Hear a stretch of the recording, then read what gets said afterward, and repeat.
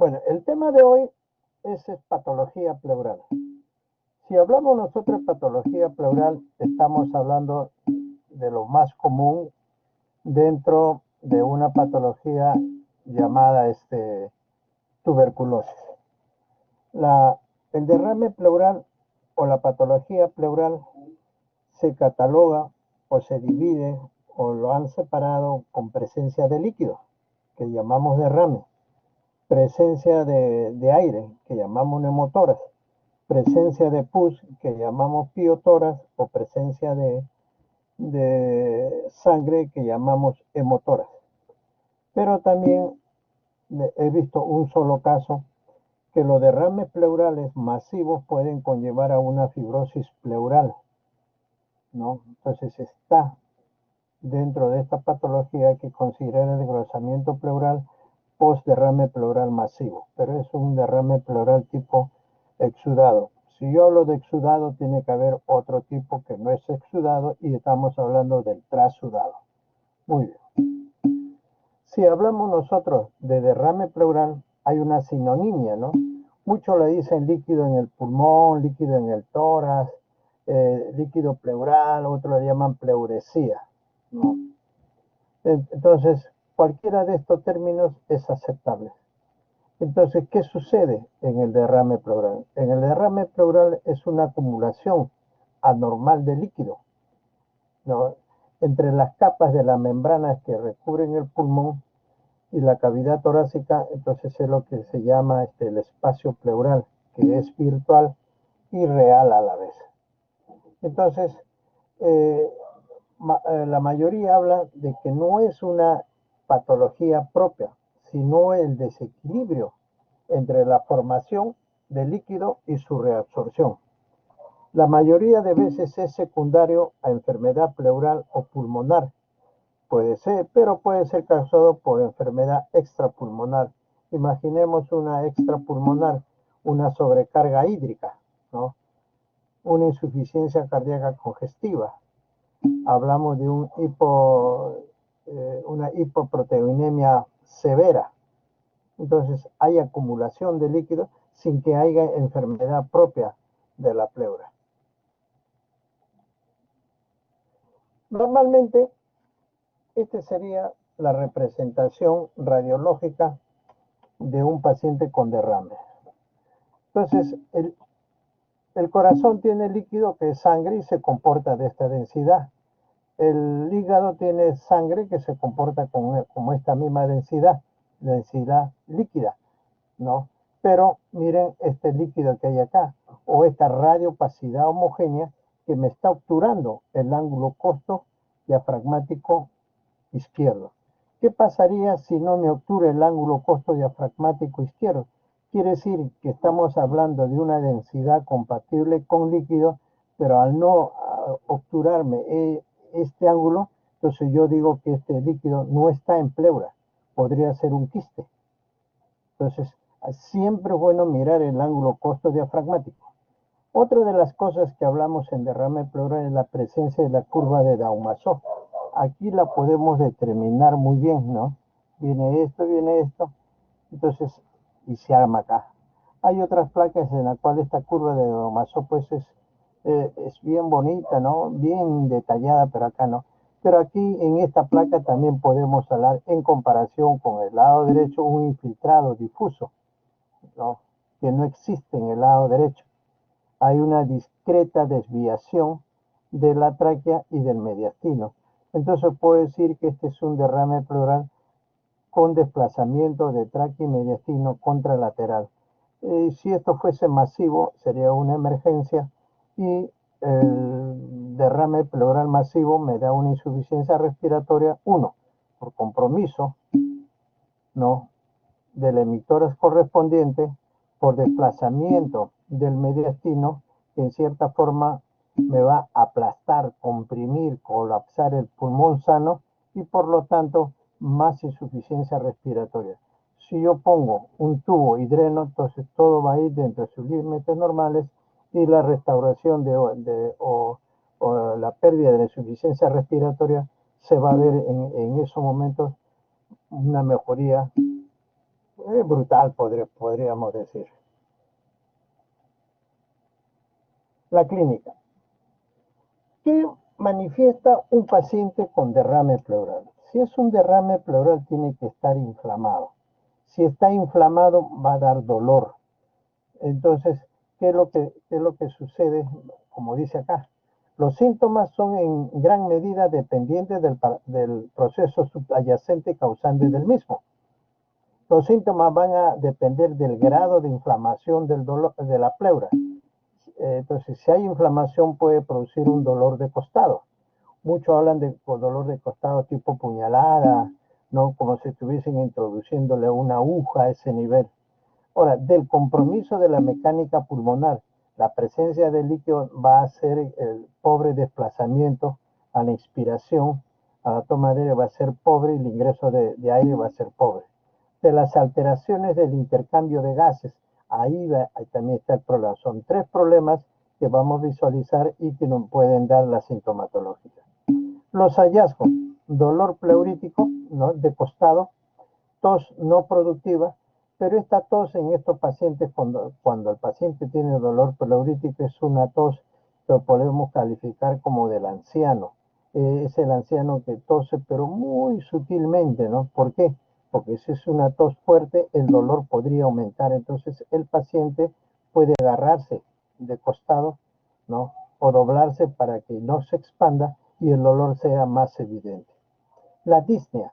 La disnea va a estar en relación a la cantidad de aire, la cantidad de líquido que se acumule en el espacio pleural y el desplazamiento, si se da el desplazamiento del mediastino con compresión del emitoras no afectado. En exploración física, mayormente, ¿no? Podemos obtener abombamiento del emitoras comprometido, menor movilidad del emitoras afectado, matidez a la percusión, disminución de las vibraciones vocales y roce pleural. Mayormente hay un roce pleural, ¿no?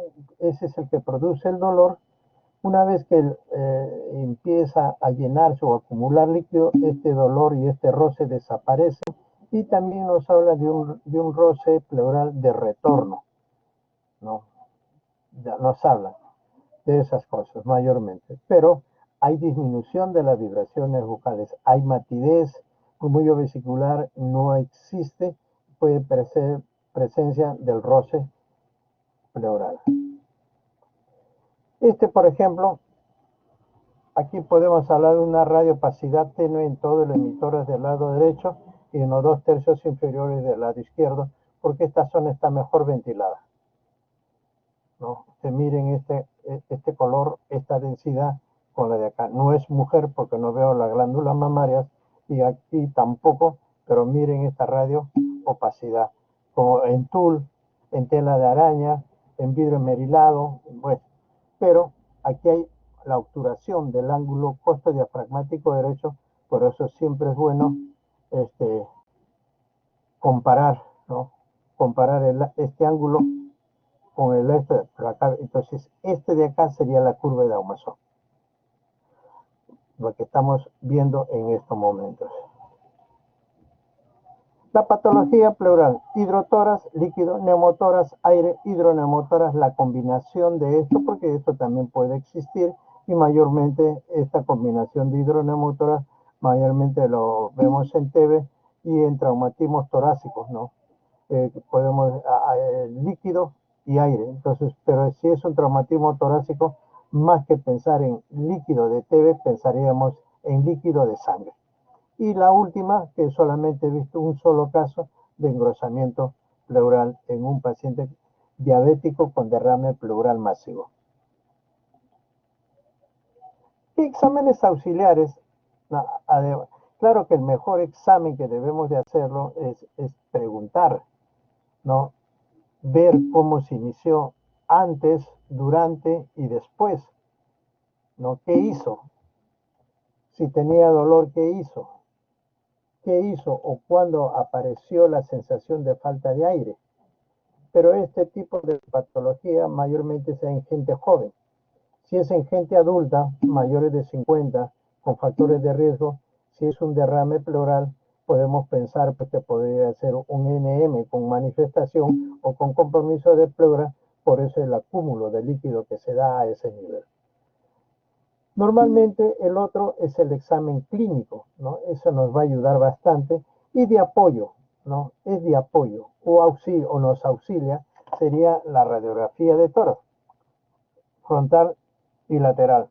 Pero como actualmente nosotros tenemos tomografía, ya prácticamente no le damos mucha importancia a esto, pero en los centros de salud, en apuestas, esto que da la importancia, no solamente frontal, porque si es frontal, no sabemos si el líquido está delante o por detrás. Y el lateral ya nos va a indicar eso.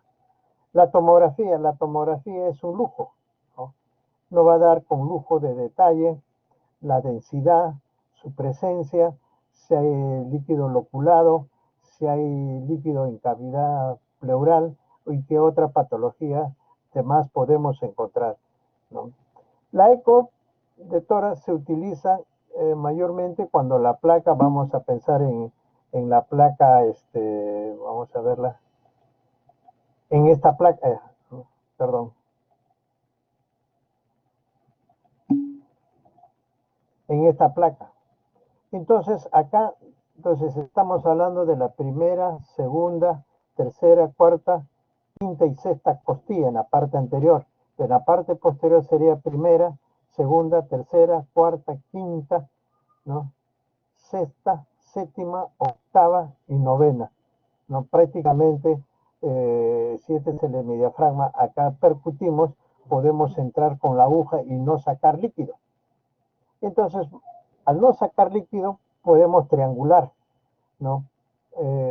Sobre lo que hemos hecho el procedimiento, ¿no? Arriba 1 centímetro o abajo 1 centímetro o más hacia adentro, porque nosotros mayormente este líquido tendríamos que hacerlo en forma lateral acá, a este nivel, no atrás ni por delante. Al no obtenerse, entonces lo único que nos queda es mandarlo al tomografista, no al ecografista, y decirle al ecografista pues, que le haga una ecografía con marcaje. ¿Qué significa eso de marcaje? El ecografista va a determinar, aquí está el líquido, perfecto, y aquí está la mayor cantidad de líquido, entonces lo va a marcar y posteriormente podremos entrar donde el ecografista dice y realizar lo que hay que hacer. La toracocentesis es un procedimiento invasivo.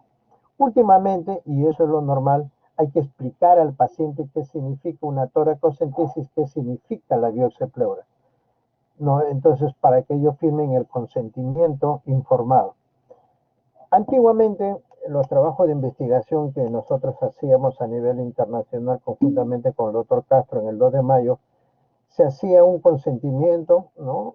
Vamos a usar esta droga en usted, es a doble ciego, le explicamos qué significa doble ciego, ¿no? Entonces le vamos a dar una droga, pero va a estar con un número, ni el investigador principal ni el secundario saben si es la droga de estudio o no.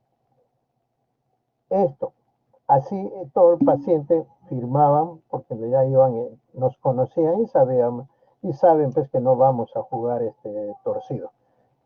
Últimamente se ha agregado la palabra que esta droga, que este procedimiento puede causar la muerte.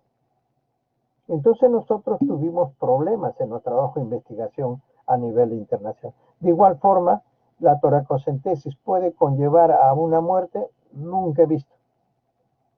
Lo que más he visto son efectos vagales, porque ellos ven pues la aguja de cope, la aguja de Abra, y prácticamente pues ellos es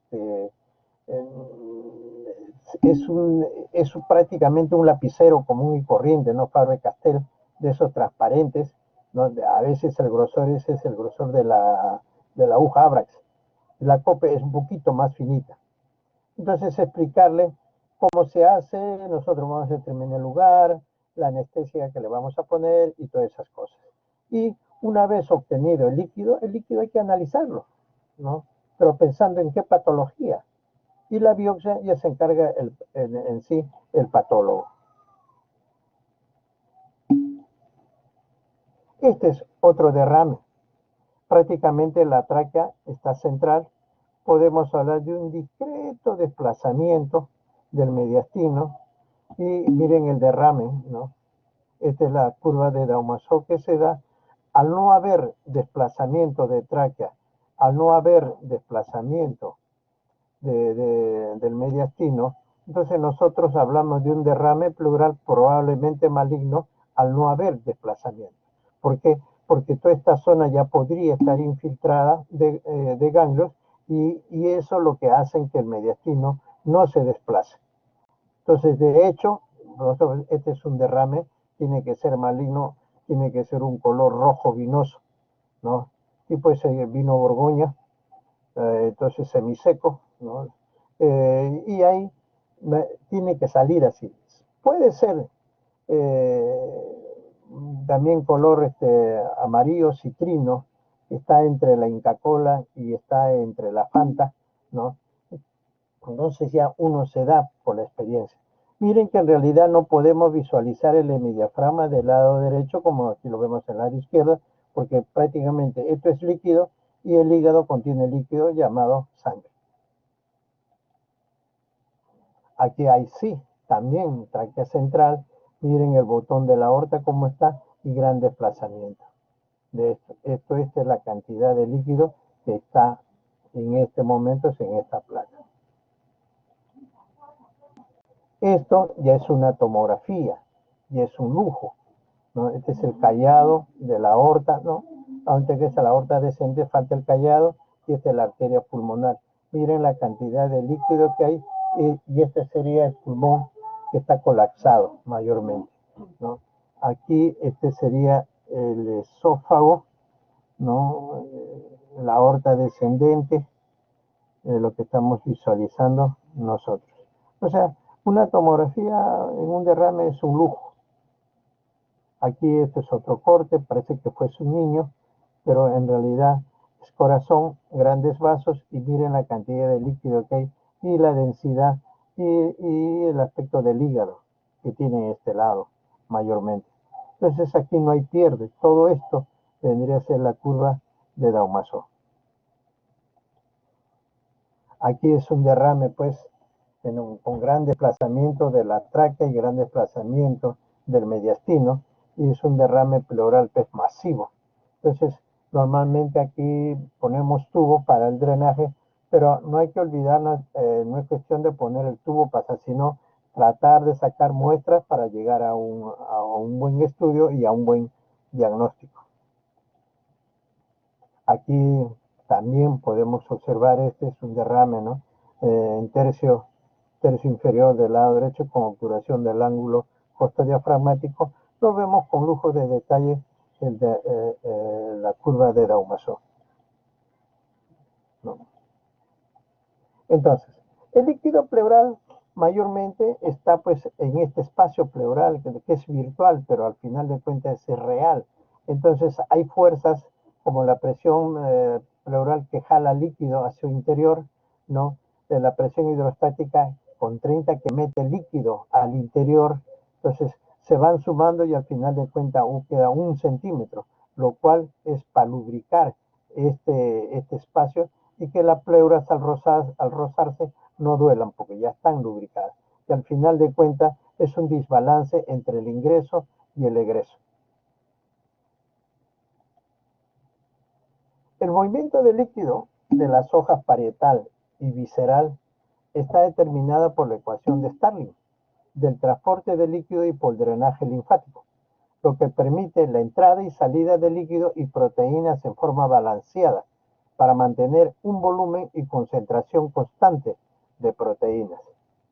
Hay otro, el drenaje linfático contribuye a la movilización de líquido también, principalmente del que contiene filtrado de proteínas.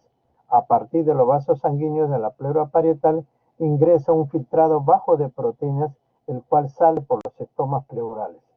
Este mecanismo linfático tiene una amplia reserva para que se acumule líquidos. Debe haber no solo incremento en la formación, sino también alteración en el drenaje. Entonces es la entrada y es la salida. Puede haber buena entrada o normal, porque se acumula, porque la salida está alterada. o también una buena movilización de líquido que acumula gran cantidad en espacio pleural y el drenaje no compensa a la entrada de líquido. Los mecanismos responsables, ¿no? Prácticamente es un resumen de la gráfica anterior, es incremento de la presión hidrostática capilar, disminución de la presión oncótica capilar, disminución de la presión del espacio pleural clínicamente ocurre solamente un colapso pulmonar total, incremento en la permeabilidad vascular, compromiso del drenaje linfático, ¿no? Movimiento de líquido del espacio peritoneal a través de los linfáticos diafragmáticos o por defecto de los orificios del diafragma.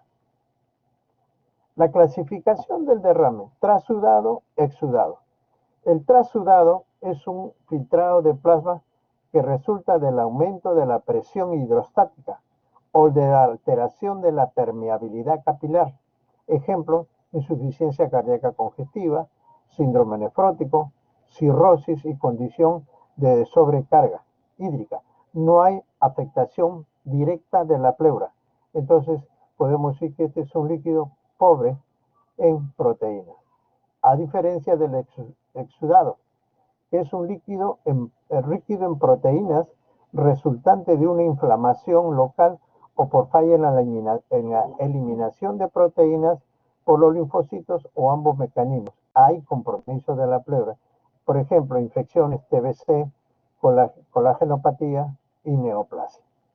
Los criterios de Lyme mayormente, cuando no hay pues un buen laboratorio, entonces usamos esto para ver si es exudado o trasudado. Existen criterios para la diferenciación entre trasudado y exudado. Trasudado y exudado. Relación de proteína en pleura sobre la relación sérica tiene que ser mayor de 0.5. La relación de deshidrogenasa láctica pleural sobre la sérica tiene que ser mayor de 0.6.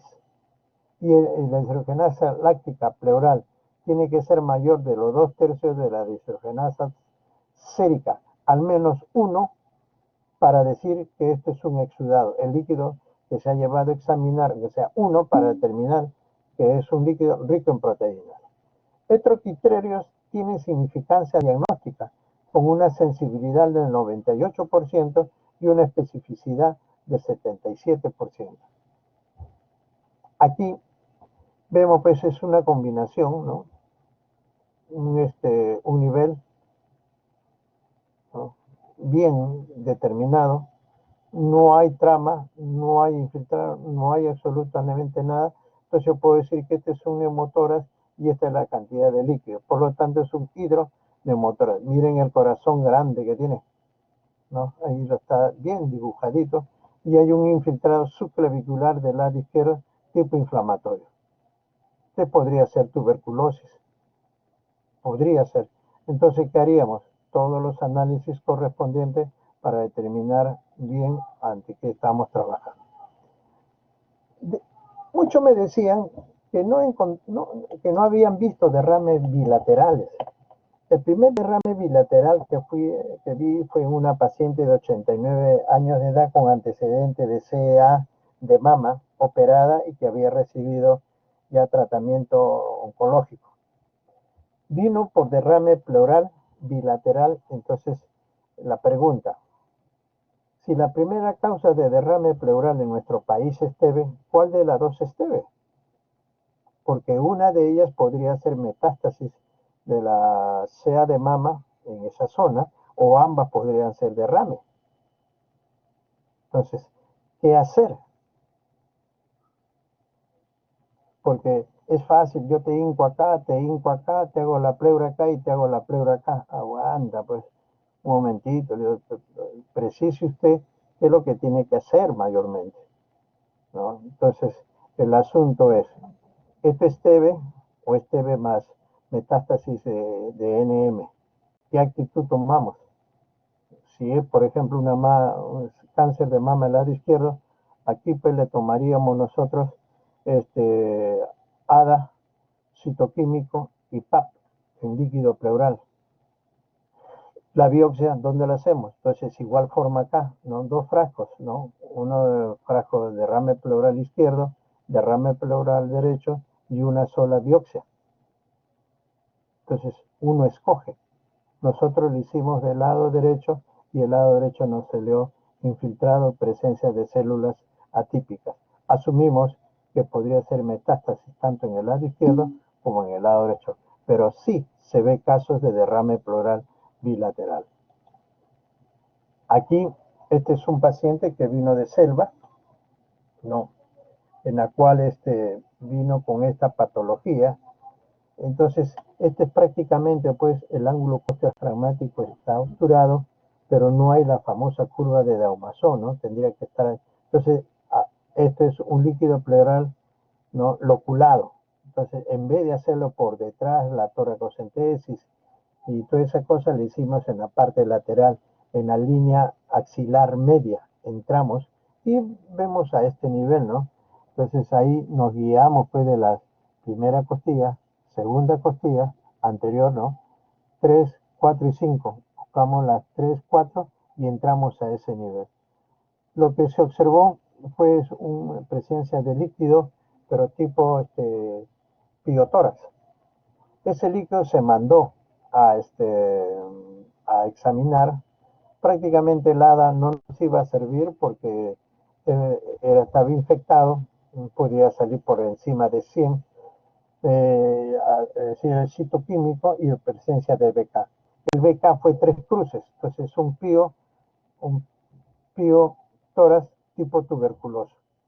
Entonces, como este es un derrame, este es un engrosamiento y mayormente pues es pus, lo ideal es era pasarle un tubo y hacerle un drenaje.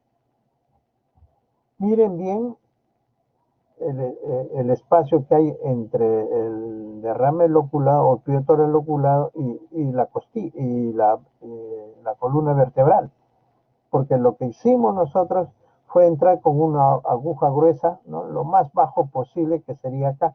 Entonces todo esto drenábamos, todo esto lo lavábamos en esos momentos y lo dejábamos pues con 100 centímetros cúbicos de líquido más estreptomicina. Entonces, ¿cómo quedaba? Quedaba así, lo más bajo posible. Entonces, esto sigue siendo pus. Entonces le entrábamos con líquido, hacía que salte el paciente, que tome, entonces es como una licuadora o una lavadora, ¿no? Que gira, gira, gira, entonces va descascarando y eso normalmente lo volvíamos a llenar con líquido y le hacíamos un lavado. Al final de cuentas le poníamos 100 centímetros cúbicos de solución salina más 1 gramo de estreptomicina. Entonces miren que esto mejora, ¿no? Pero si no mejora más, quiere decir que esto ya está engrosado. Pero lo ideal es sacar todo esto. El paciente lo tuvimos así 4 días, mejoró bastante, ¿no? Y se fue a su tierra mayormente. No supimos posteriormente qué pasó con él. Ya no regresó. Si tenemos el líquido, entonces hay que asumir cuál es la patología más común de derrame en nuestro ambiente. En nuestro ambiente pues es tuberculosis, ¿no? Entonces, ¿cómo debemos de trabajar nosotros? ¿Cómo debemos de analizar? Si estamos en el hospital 2 de mayo, pues basta con un ADA. Al principio era 45, ahora su referencia ha bajado a 35, ¿no? Entonces, ahí está el asunto. El citoquímico tiene que ser pues, un líquido exudado por encima de 3.5, ¿no? O la mitad de la mitad de lo que tiene, entonces es un exudado, y la celularidad, X cantidad de células, pero a predominio de mononucleares. Esto se da en TB, se da en colagenopatías y se da en neoplasias. La gran diferencia va a ser en búsqueda, pues, si pensamos en colagenopatía, factor reumatoideo o fenómeno LE en el líquido pleural, y biopsia de pleura, de todas maneras es mandatorio para llegar a un diagnóstico. Normalmente en un paciente con TB, ¿no? o un paciente que tiene derrame, prácticamente ya no buscamos glucosa. Antiguamente sí, porque eso nos orientaba. Un resultado menos de 60 milímetros por decilitro de líquido pleural es sugestivo de empiema, neoplasia, tuberculosis, lupus o pleuresía reumática. Pero Miren mayormente, si esta es la secuencia, entonces no es una secuencia peruana, ¿no? O nuestra, ¿no? Porque nosotros lo primero que vemos es TB, dependiendo de la edad, en neoplasia. Últimamente las colagenopatías están aumentando y estamos viendo pacientes más con derrame, es más con fibrosis pulmonar, pero la intención es buscar este tipo de patología. Empiema cuando ya está complicado, o reumática cuando ya pues a sabiendo de que tiene esto, podría hacer esto, pero tenemos que buscar eso ahí. El pH normal es 3.60, encontrándose menos a 7.30 en las mismas entidades arriba mencionadas y en la ruptura esofágica. En los derrames por neoplasia, un pH bajo se relaciona con menor sobrevida y menor respuesta a la pleurodesis química. Después vamos a explicar lo que significa la pleurodesis. La mediación de triglicéridos es útil para sospecha de kilotoras, ¿no? Que debe ser triglicéridos mayor de 110 miligramos por decilitro. En la medición de la adenosina deaminasa ADA, permite la diferenciación de TBC pleural y neoplasia cuando es mayor de 45 unidades por litro.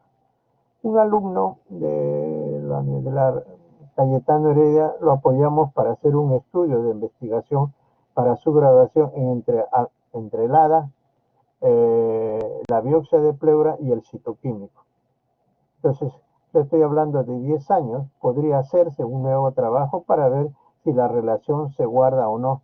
Sería pues este valor predictivo de ADA, valor predictivo de las proteínas en líquido para ver quién más rápida versus la biopsia de pleura, porque a veces la biopsia de pleura puede ser no contributorio o puede ser pleura, una pleuritis crónica inespecífica. Entonces nos ayuda bastante los trabajos de investigación. Muy poco lo hacemos. El recuento y la definización celular ayudan al diagnóstico etiológico del derrame. Los trasudados en general tienen menos de 1000 leucocitos por mililitro. Recuentos mayores a 10.000 se ven en derrames paraneumónicos, ¿no? Mayores de 50.000 ya es en empiema. Los derrames crónicos, TB, neoplasia, tienen menos de 5.000.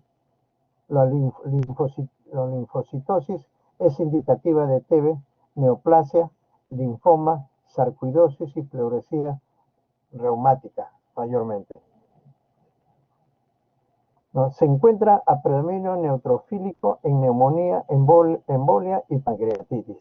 Ante la sospecha de neoplasia se debe solicitar una citología de líquido pleural, pero para eso tenemos aguja de Abras y de Cope en el Hospital 2 de Mayo para hacer un buen estudio.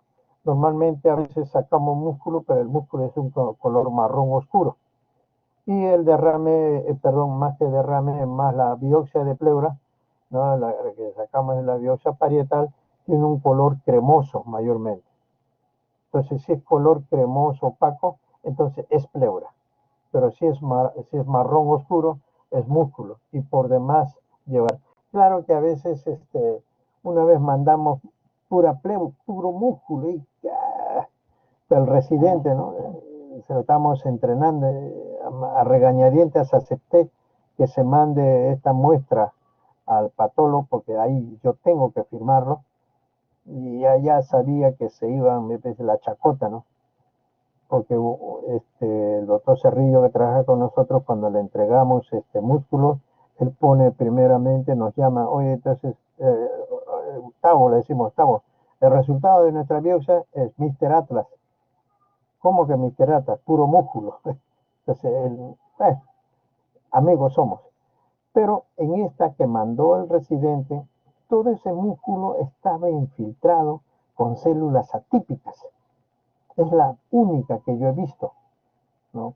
Entonces, como la amistad permite revisar láminas en el mismo día, entonces revisamos si estas son. Entonces nunca he visto, yo tampoco, pero no es pleura, pues. Eso es lo importante, no era pleura, era músculo que ya estaba siendo infiltrado por una neoplasia de estirpe celular a determinar.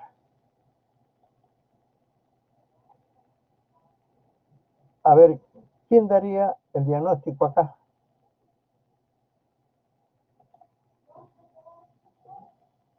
¿Quién da el diagnóstico? A ver, Gustavo Adolfo Schwarzenegger.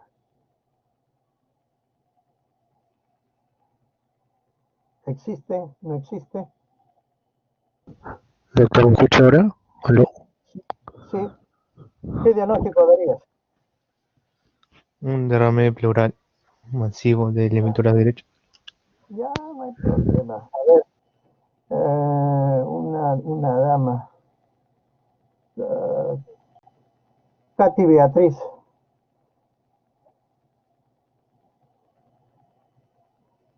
Katy o Sí, Katia. doctor, buenas tardes.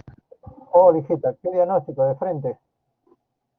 Mm, ¿Un derrame pleural? Ya, no hay problema, hija, perfecto. Luis Fernando Roca.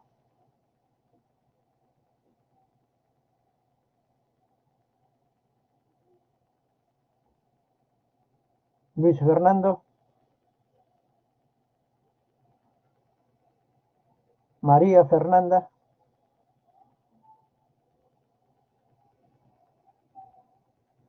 No hay. Nicole Camila.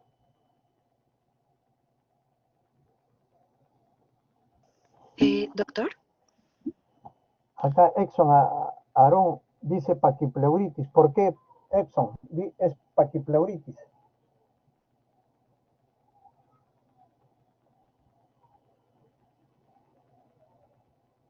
A ver, Exxon, ¿por qué dices que es paquipleuritis? No, pues por la fibrosis pleural que se puede ver. No, pues. Paquipleuritis, al final de cuentas, es engrosamiento pleural. Está engrosado, está fibrosado, está endurecido. Pero ¿por qué has dado tú ese diagnóstico?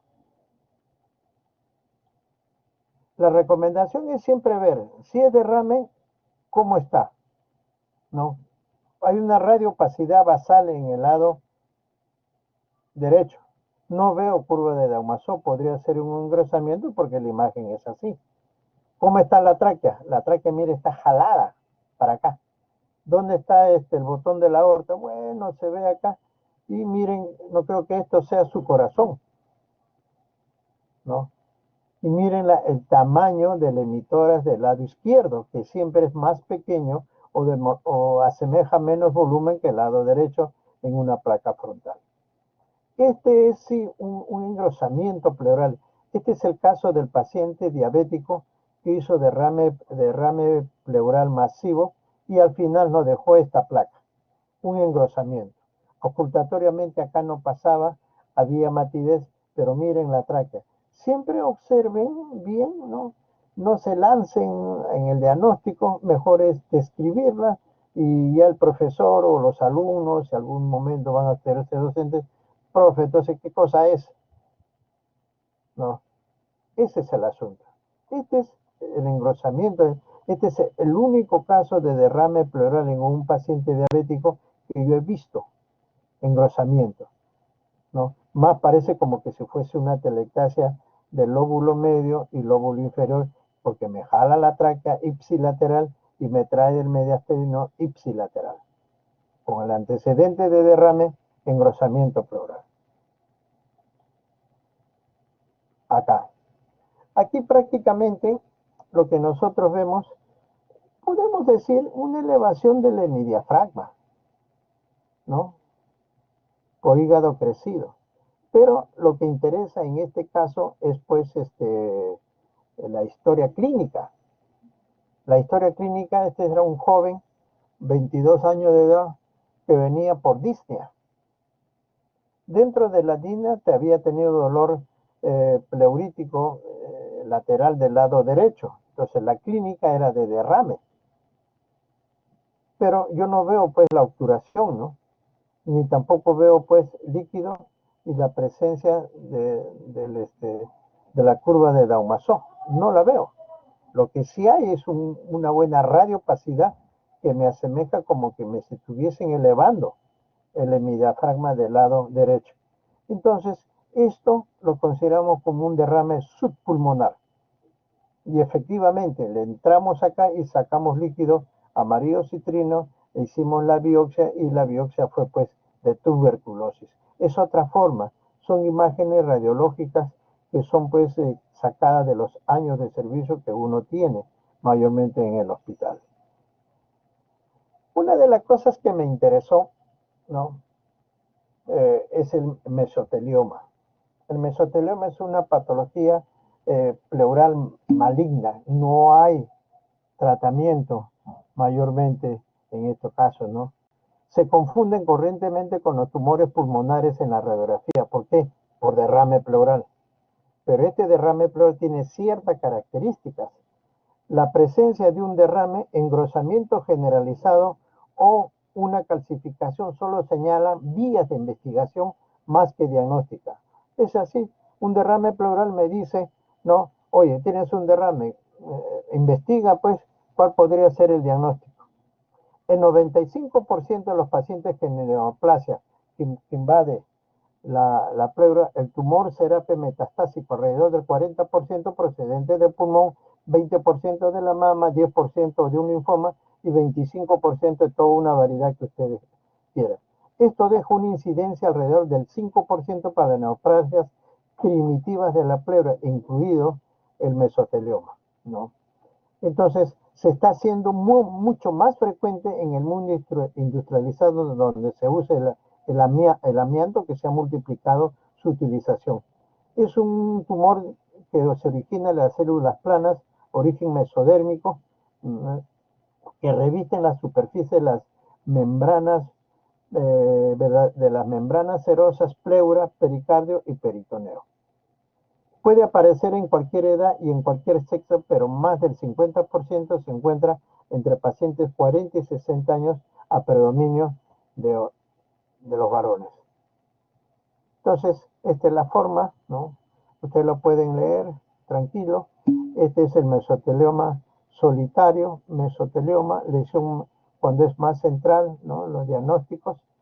Entonces, un caso más frecuente es el mesotelioma difuso con derrame. Miren, mesotelioma difuso con derrame. Los diagnósticos, ¿no? Que nos puede ayudar en cierta forma, en lo que nos convierte en poder estudiar bien cada una de estas. Desarrollo, ¿no? O riesgo de desarrollar mesotelioma. ¿Qué trabajadores le dan con tranquilidad, ¿no? En un 80% de los casos, la exposición a polvo de asbesto. Otras son radioterapia y las vacunas con polio contaminada con el virus SB40 del simio. La inhalación de fibra de asbesto es difícil de expulsar. Pasan décadas para observar cambios en la célula pleural que produce una cicatriz y posteriormente puede producir un tumor. Diagnóstico. Siempre va a ser la historia clínica, una historia clínica bien detallada, ¿no? Los antecedentes. No es cuestión de decir fuma, no fumo. Pero fumaba, sí, doctor, de joven, doctor, de joven he fumado, pero ya no, ya. Hace 15 años que ya no fumo, doctor, olvídese, ya no quiero saber nada. Pero fumaste. ¿Cuántos años habrás fumado? 20 años. ¿Cuánto? Una cajetilla de... Pero doctor, ya no fuma. Entonces, así son los pacientes, ¿no? O dice, no, doctor, no fumo. Y cuando vas a fiesta, sí, doctor, mínimo, ¿cuánto te fumas? Bueno, media cajetilla. ¿Y con qué frecuencia vas a fiesta? Semanal, pues, doctor, hay que divertirse, pues, si no, trabajo, no, hay que también de divertirse, pues, doctor. Entonces, media cajetilla. Semanal serían 2 cajetillas. ¿Cuánto tiempo estás fumando? Unos 15 años. Multipliquen, sacan el pack year, y entonces si es leve, moderado o un pack year pesado, ¿no? Examen clínico, radiografía ictora, opacidad irregular en la periferia. Me están hablando de periferia. Derrame en el mismo lado, evidencia de pérdida de volumen, ausencia de desviación del mediastino. Entonces, si no hay desviación del mediastino, significa que es un derrame maligno. La TAC define el derrame así como el engrosamiento, calcificación de la pleura. Engrosamiento de las fisuras interlobales o posición invasiva. Citología del líquido pleural, búsqueda de células malignas, se considera que tiene un valor limitado para el diagnóstico. El 85% de los exámenes, la lectura de los líquidos son negativos o no concluyentes. La biopsia de pleura, mejor es una biopsia a cielo abierto cuando se sospecha de mesotelioma. Esto en realidad es la propiedad mesotelioma y el adenocarcinoma, que es el cáncer de pulmón más conocido, ¿no? Más frecuente, ¿no? Glucosa abundante, poco, eh, musicarmina negativo, positivo. Entonces es una relación en la cual nos va a ayudar en cierta forma, si es que donde trabajamos hay la posibilidad de hacer este balance. Aquí, por ejemplo, este es un paciente en el cual la tráquea está centrada, no hay desviación. Hay una radiopacidad bien homogénea, ¿no? Casi en la mitad inferior, en la cual nosotros vemos, acá uno, ¿no? Una entrada, una salida, una entrada. Y este es lo único donde no hay líquido. El líquido es más concentrado en la base, pero también existe líquido a este nivel que no me deja ver con claridad lo que está pasando, como sí lo podemos ver en el lado izquierdo. Entonces le tomamos un lateral y probablemente este debería ser la curva de Daumason. Y miren lo que hay en la parte anterior. Este sería el corazón, este es aire y este es líquido. Le tomamos la tomografía y en la tomografía, pues, como se ha referido, ¿no? Hay un engrosamiento, ¿no? Y esto lo que se llama son las mordeduras de ratón, ¿no? Engrosamiento pleural con mordeduras de ratón. Y este es casi sinónimo de mesotelioma, ¿no? Miren la tráquea, miren, todo está en su sitio, porque si este es un tumor tendría que estar desplazándolo. Y parece que el mesotelioma ya ingresó a mediastino. Miren esta zona de ahí. Miren, este es otro, ¿no? Prácticamente el pulmón derecho está encarcelado. Todo esto está engrosado, ¿no? Y esta es la famosa pues, mordeduras de ratón, ¿no? Compatible con mesotelioma. Este es un paciente que estuvo hospitalizado en el Hospital Obrero. Su hija era paciente mío, me habló del caso, me dije tráeme las tomografías, al final de cuentas el paciente falleció. Y miren, acá una densidad, otra densidad y otra densidad. No. Entonces, este es líquido. Esto es líquido. No sé qué exámenes le hicieron en el Hospital Obrero, pero deben tener un protocolo como igualmente lo tenemos nosotros. No, nada más. A ver,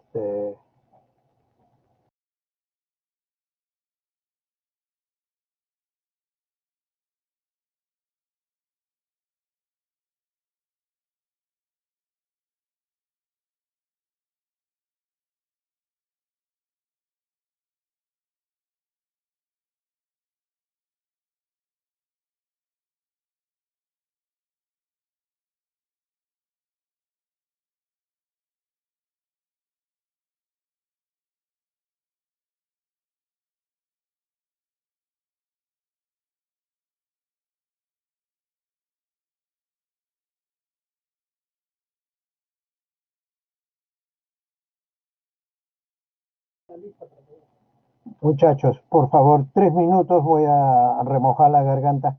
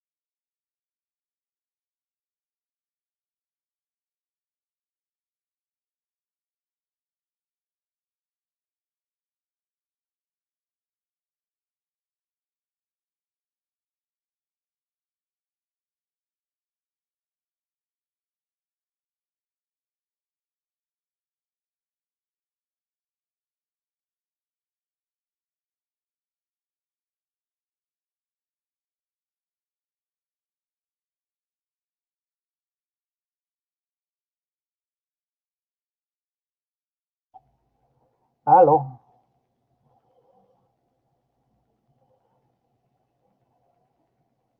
aló, Sí lo escuchamos, doctor. perfecto. Bueno, lo que ven ustedes acá es una pieza de arqueología, ¿no? Metálica. Me lo dieron, pero el chiste es que esto lo habían cortado. Este es un corte a este nivel, ¿no? Esta es una sonajera incaica, pre-inca, en la cual es el mismo dibujo que ustedes ven era el reverso, ¿no? Y en estas, como pelotitas, ¿no? Ahí ponían unas piedritas, las cerraban y era una sonaja. Entonces, esto era pues de cobre, ¿no? Cobre dorado que al pulírselo da la imagen como que si fuese de oro, ¿no? A este nivel que lo habíamos pintado, pero este es una sonajera, es de propiedad mía. Bueno, dentro del neumotórax, ¿qué significa neumo? Aire dentro del tórax, pero no en el tórax, sino en el espacio pleural, mayormente. El neumotórax, enfermedad frecuente, sí es frecuente, pero está a la saga o por detrás o por debajo del derrame pleural, ¿no? Es presencia de aire en la cavidad pleural, la cual es virtual, pasa a ser un caso real. Si entra aire va a haber un colapso pulmonar, va a haber disminución de la capacidad ventilatoria por una amputación funcional. La etiología es a partir del tejido pulmonar, ¿no? Entonces, una bula, ¿no? Por bronquitis a repetición, se rompe, entra aire y se produce esta patología. Heridas penetrantes, mayormente. Una de las heridas en la época de ahora que los asaltos están mayormente es con armas de fuego, ¿no? Ya, pues, es a matar. Antes, en mi época, era pues con cuchillo, navaja. Entonces, si era herida penetrante, entonces habríamos que ver, pues, ¿no? Si es algo agudo, entonces la radiopacidad, ¿no? Podría ser imagen de líquido, pero esta imagen de líquido sería compatible con sangre. Y si hay un nivel y por encima del nivel no veo trama, entonces hablo de un caso de hemoneumotórax. Entonces hay que estar más o menos viendo cuál fue o no, cuál es la fisiopatología o cuál fue el desencadenante de este neumotórax. Dependiendo de la cantidad de compromiso, podemos hablar de un neumotórax pues, con déficit leve, moderado o severo del aparato respiratorio, ¿no? Otra de las cosas pueden partir desde el mediastino, ruptura o perforación de la tráquea, pero raro, es raro.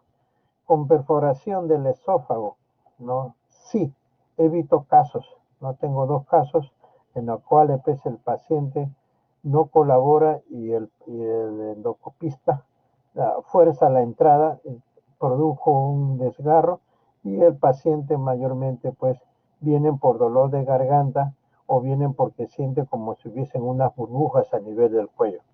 Ahí nomás de frente una tomografía, pues, para visualizar bien y ahí se ve pues la presencia de aire en el mediastino, entonces sería un neumomediastino y pobre aire a nivel pleural.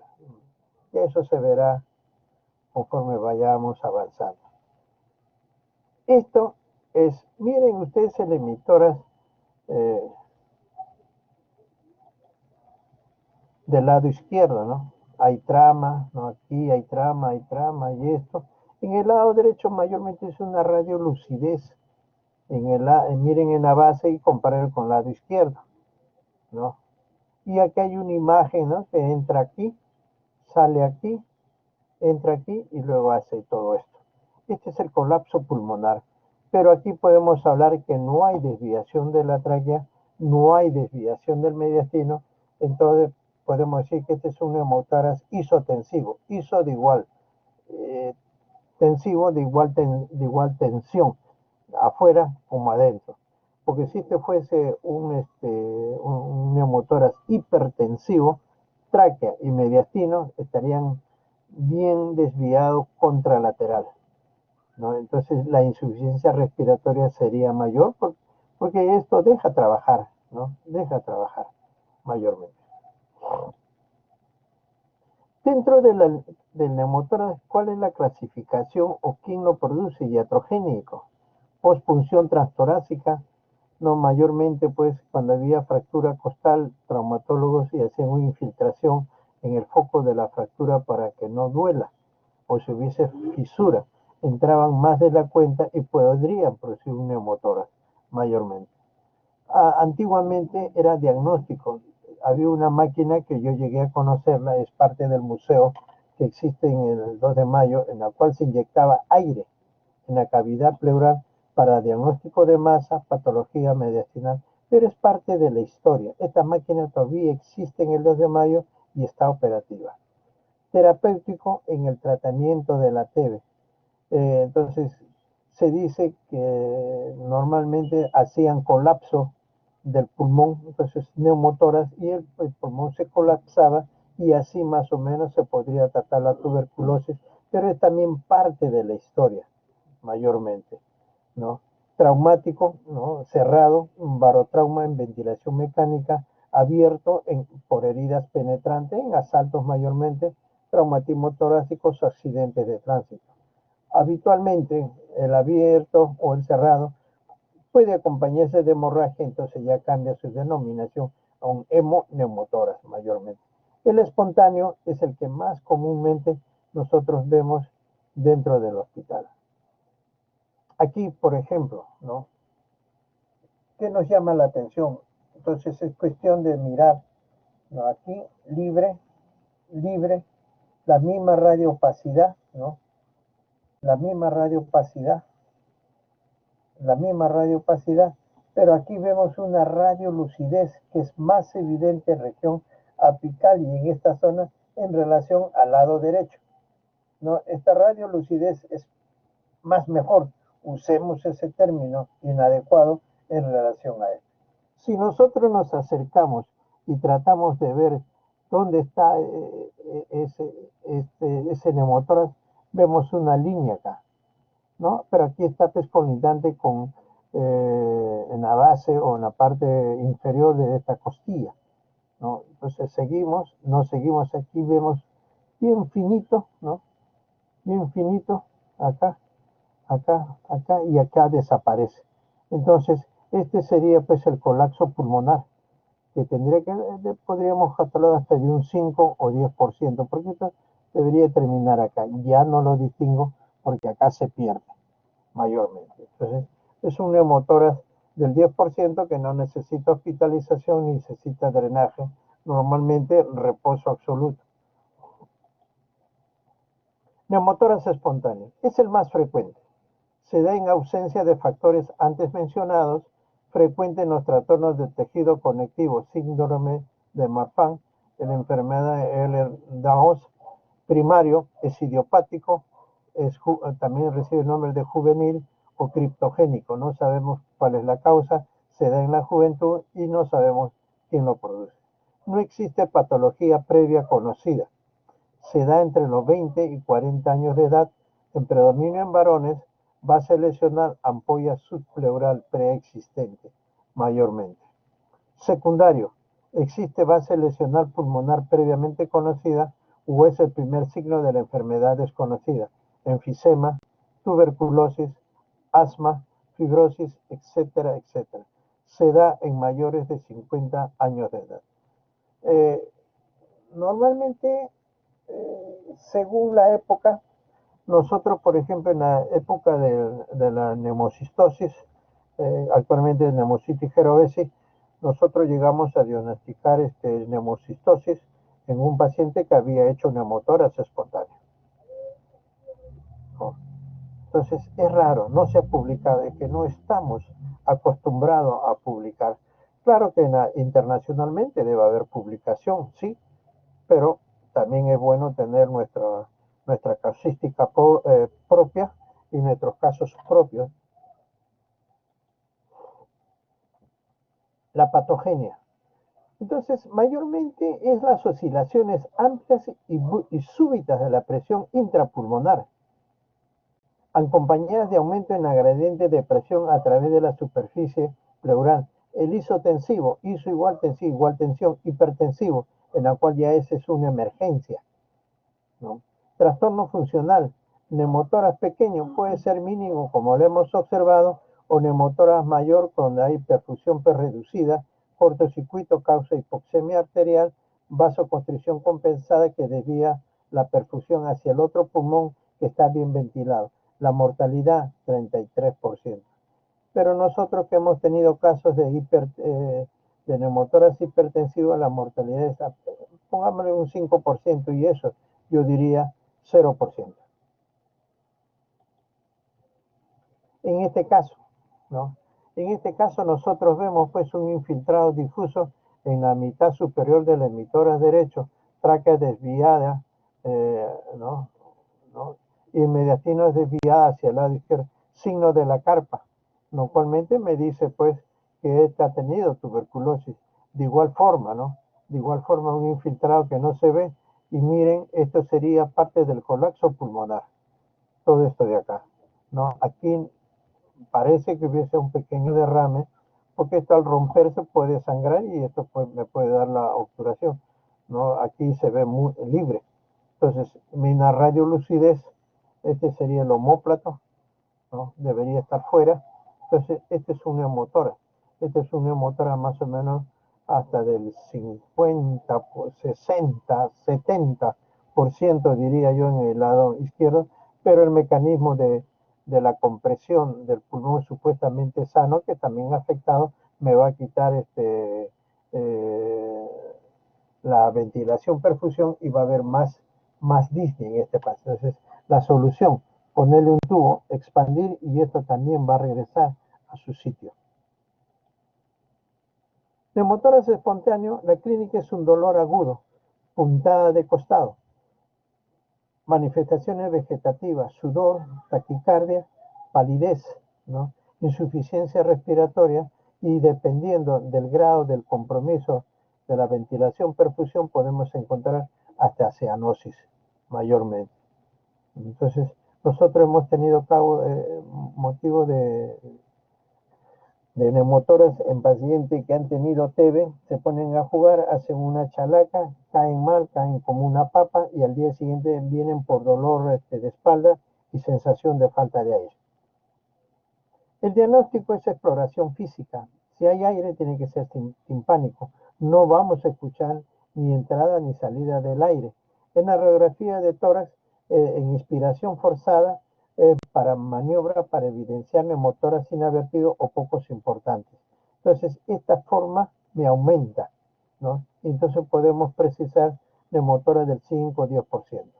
Diagnóstico diferencial, quiste broncogénico, hernia diafragmática con vólvulo gástrico, enfisema lobar congénito, etc. Neumotórax hipertensivo aparece agudamente, se debe a la presencia de un mecanismo valvular que permite la insuflación pleural en forma progresiva, colapso pulmonar total, desplazamiento contralateral del mediastino, situación grave que requiere de compresión inmediata. Neumotórax bilateral no es frecuente, pero nosotros hemos tenido casos en el hospital, ¿no? Entonces, al no ser frecuente, ellos se encuentran acá hasta un 2.5%. El tratamiento es de urgencia, porque son ambos campos pulmonares que están afectados. Este es el caso, ¿no?, de neumotórax bilateral.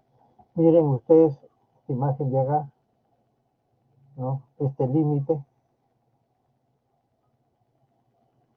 y la cantidad de aire que hay acá en el lado derecho, y en el lado izquierdo, si empezamos desde abajo, ahí está el límite, ¿no? Y aquí hay una sinequia, probablemente, que no deja que el pulmón se colapse en totalidad y podamos ver colapso total del pulmón. De igual forma acá hay una sinequia que no ha permitido el colapso pulmonar. Entonces, por eso parte desde aquí, y aquí se ve muy bien. Este es el paciente, ¿no? Tienes dos tubos de drenaje. Aquí vemos, ¿no?, del lado izquierdo, vemos acá un color amarillo citrino. Aquí es menos, pero mayormente es por incidencia de luz. ¿no? Aquí está el paciente. Visualizamos el tubo en el lado izquierdo y el tubo en el lado derecho. Entonces, aquí hay que buscar si ya expandió o no expandió para ir retirando. Miren la tráquea, miren las imágenes que él tiene. Es un paciente con antecedentes de TBC pulmonar. Neumotórax secundario, mayormente en enfisema, en asma, en fibrosis intersticial difusa, neumoconiosis, síndrome de Marfan, hitoplasmosis. Bueno, podría haber encontrado, ¿no?, un neumotórax a consecuencia de una perforación por presencia de cavidad por hitoplasmosis. Neumonía se cría en la comunidad, bronquitis crónica, tuberculosis, cáncer de pulmón, esclerodermia, histiocytosis, coccidioidomicosis, etcétera, etcétera. Aquí, mayormente, no es un infiltrado bilateral a predominio más del lado derecho. Y miren esta imagen de acá, ¿no? Y llego hasta acá nada más. Probablemente debe terminar aquí. Este es un neumotórax, ¿no? Hasta de un 10-15%. Este es un paciente con neumocistosis, ¿no? Entonces miren la cavidad que tiene acá, paredes finas, ¿no? De igual forma acá, de igual forma acá. Y es el infiltrado de una neumocistosis. Tratamiento. El tratamiento es expandir el pulmón. ¿Cómo se expande? Mayormente poniendo el drenaje, la presencia de un tubo en la luz pleural. Neumotórax menos del 15 o 20% no requiere tratamiento. Limitar la actividad física, oxígeno al 60% de concentración, acelera la reexpansión. Neumotórax grandes, drenaje intercostal si superan al 20% o hay desmejoría clínica. Control radiológico una vez puesto el tubo. Neumotórax recurrente. Neumotórax recurrente, entonces hay que utilizar la pleurodesis. Como hay en derrames malignos, hay que usar la pleurodesis para impedir nuevamente el acúmulo de líquido o impedir nuevamente el neumotórax recurrente. Antiguamente se instalaba talco, yodo, tetraciclina, incluso yodo radiactivo, ¿no? Tetraciclina. Puede producir reducción de la función pulmonar por la fibrosis pleural. Entonces, una vez instalado, por decir, 2 gramos de tetraciclina, en la cual después se diluye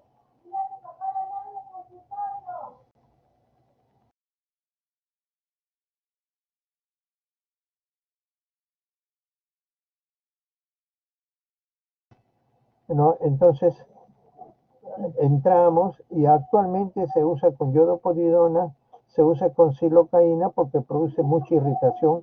Entonces, al producir la irritación, estas dos pleuras se pegan, se engruesan y entonces la función pulmonar va a disminuir porque hay una fibrosis pleural que va a limitar la expansión, del pulmón. La absorción de aire, ¿no? Dentro de la literatura, 1.25% por día. Se necesita 4 semanas, se requiere para la resolución de neumotórax de 35% no complicado. Es la velocidad mayormente, ¿no? Lo leí para que sepan ustedes en este caso. El tratamiento quirúrgico frente a la primera recidiva cuando se ha detectado mediante toracoscopía o radiografía la presencia de ampollas pleurales, neumotórax bilateral simultáneo, cuando existe una enfermedad de base susceptible de tratamiento quirúrgico, histidático, absceso pulmonar, NM, etc. Cuando persisten fugas aéreas a través del drenaje pasado los 7 días desde el momento de su ingreso, porque no puede permanecer con el tubo intrapleural porque se puede contaminar de un neumotórax, podría pasar a un pioneumotórax. Cuando el pulmón permanece colapsado después del 7º día de tratamiento, entonces no hay, o sea, el neumotórax persiste y el pulmón persiste colapsado. Entonces, ¿qué me puede estar diciendo esto? Que ese neumotórax es crónico y que la pleura se ha engrosado y por eso no puede expandir el pulmón adecuadamente. La abrasión, ¿no? La pleurodesis técnicamente ampliamente conocida y utilizada en el tratamiento paliativo de los derrames pleurales malignos. Se le pone un tubo, se le drena totalmente en pacientes con EPOC que no pueden ser sometidas a toracotomía. ¿Qué usamos? Tetraciclina 2 gramos de disuelta en 50 mililitros de solución salina, previa instalación con 4 miligramos de lidocaína al 2% en 20 mililitros de suero fisiológico, produce intenso dolor, entonces hay que darle sedación previa 4 a 6 horas después de cambio de posición, boca abajo, boca arriba, de costado derecho, de costado izquierdo. También se puede utilizar talco, bleomicina, yodo radiactivo, etcétera, etcétera. Diagnóstico. ¿Quién me puede decir el diagnóstico?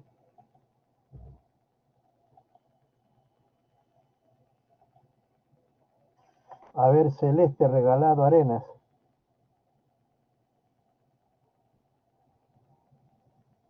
Alondra. A ver, ¿quién hay?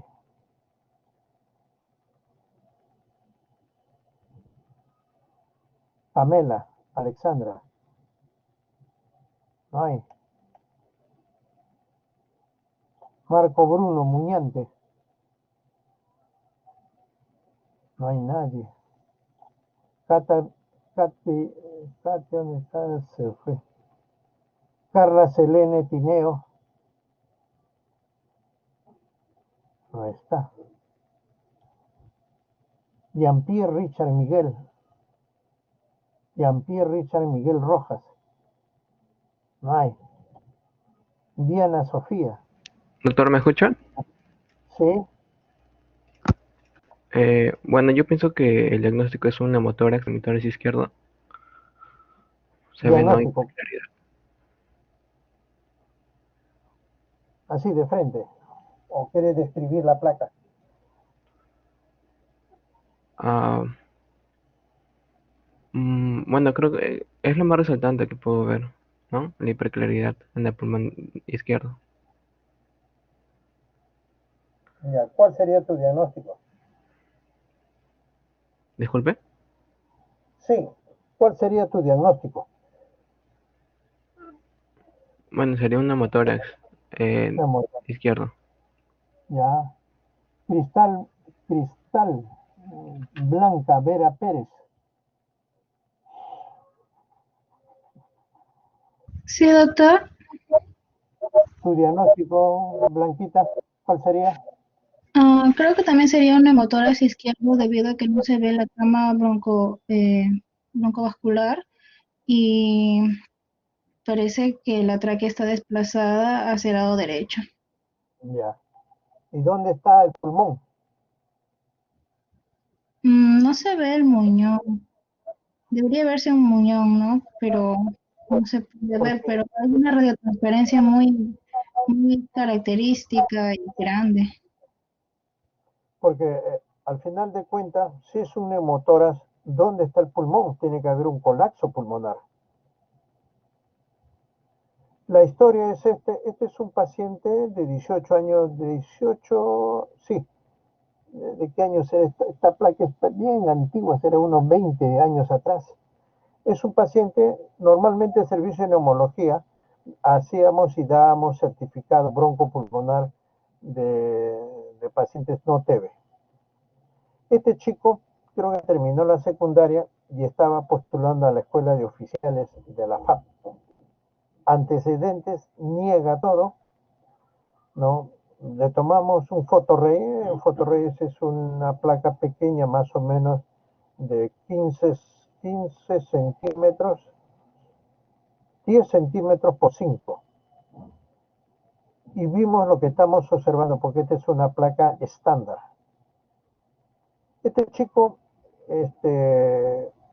practicaba strong, carrera, básquet para poder ingresar a la FAP, que su papá era también oficial de la FAP.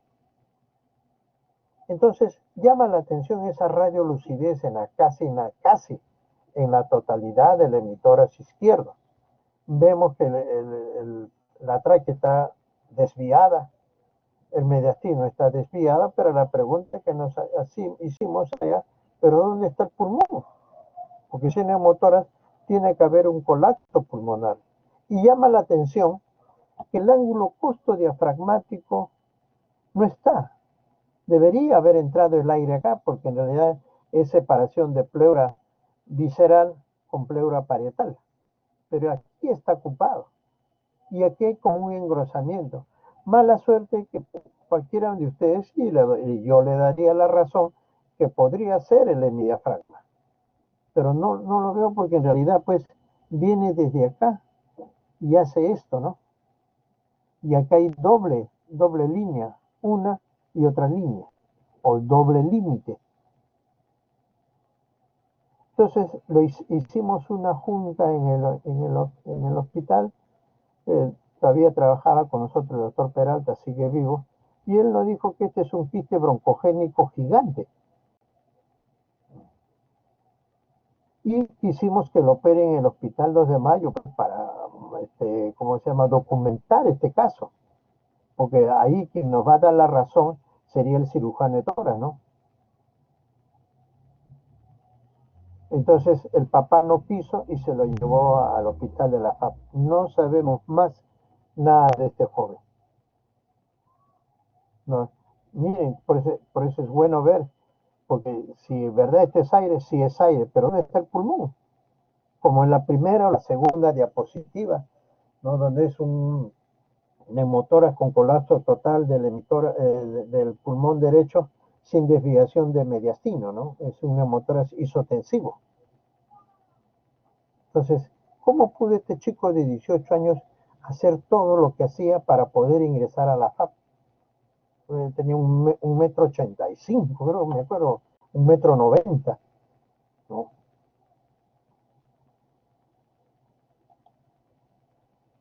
La recurrencia del neumotórax puede haber un 52% después del primer ataque, 62% del segundo ataque y 83% del tercer ataque. Entonces acá hay que recurrir pues a la pleurodesis o la abrasión de la pleura para que ya no haya más casos de neumotórax. Las complicaciones: hemoneumotórax, neumotórax recurrente, fístula broncopleural y empiema. Este es un algoritmo de lo que debemos nosotros hacer en un drenaje pleural con sonda fina y con una conexión a balón. Entonces persisten, ¿no? Cesan las fugas. Entonces al final de cuentas es la reexpansión total del paciente. Entonces acá cesan la fuga, reexpansión a la radiografía, conexión a una válvula de Heimlich, ¿no? Entonces la válvula de Heimlich se le ponía ahí con el fin de que el aire sale, más no regresa. Entonces, radiografía a las 48-72 horas, correcta de expansión, respirar drenaje, radiografía y alta. No se retira el drenaje, se le toma una radiografía de control y alta. Porque a veces, estando el tubo, ¿no? Allá expandió, tómale placa, muy bien, ya, sácale y nuevamente regresa. Entonces, antes de la placa y antes de retirar, entonces, nosotros ¿qué hacemos? Cerramos el sistema con una pinza, camplamos la sonda y entonces le dejamos 24 horas. Al día siguiente le tomamos la placa, porque si a veces entra más y sale menos, entonces puede aparecer el neumotórax. Si no aparece, drenaje afuera y alta. Es lo que normalmente hacemos en el hospital. Esto ya le hemos presentado, ¿no? Es traumatismo torácico, neumotórax a este nivel, neumotórax a este nivel, ¿no? Muy sutil, infiltrado, difuso, bilateral en ambos campos pulmonares. Aparece neumotórax, aparece enfisema subcutáneo en esta zona, ¿no? Las mismas imágenes, le toman tomografía, miren en el emitora del lado derecho, el neumotórax sería un neumotórax pues capsulado, ¿no? Ahí no, nada más. ¿Por qué? Porque hay sinequias que no dejan que el pulmón se contraiga, ¿no? De igual forma acá en el izquierdo. Y miren la presencia de neumomediastino, cómo diseca la tráquea y cómo diseca al esófago. Miren cómo diseca las diversas estructuras del corazón. ¿no? Esta de acá, esta brida, ¿no? No deja que se colapse totalmente el pulmón, pero si ustedes ven la densidad del pulmón en relación a la densidad del aire de la tráquea, acá hay pues una neumonitis, ¿no? ¿No? Un vidrio esmerilado, vidrio pavonado, vidrio delustrado. Igual forma, hay sinequias que me impiden el colapso del emitor del lado izquierdo. Miren, el neumomediastino sigue a la tráquea, ya estamos viendo hígado. Y a veces la literatura reporta que esto puede incluso separar el estómago, ¿no? O aparecer aire en cavidad libre. Miren acá, esta es la lengüeta que veíamos en la base del pulmón izquierdo, no se colapsa totalmente por estas bridas que existen, ¿no? De igual forma acá. Bueno, eso sería todo, ¿no? 4 y 5. ¿Alguna pregunta? Si es que existiese. ¿No hay? A ver qué dice Lisette Meilín Mamani Turpo. Doctor, una pregunta. En un paciente cirrótico, ¿también se le toma en cuenta los criterios de Light para exudado? En un paciente cirrótico. Sí. ¿Es lo Bueno, mismo? si tiene líquido, hay que hacerle la toracocentesis. Y si tenemos un establecimiento de salud en el cual nos puedan procesar a lo que queremos nosotros, pero una de las cosas es el ADA, ¿no? Para distinguir si es un derrame de TB o no TB, o ver si la cantidad de proteínas que hay o la cantidad de... Si no se puede hacer eso, se puede utilizar los criterios del aire, a la fórmula como está definida en la literatura. Otra pregunta.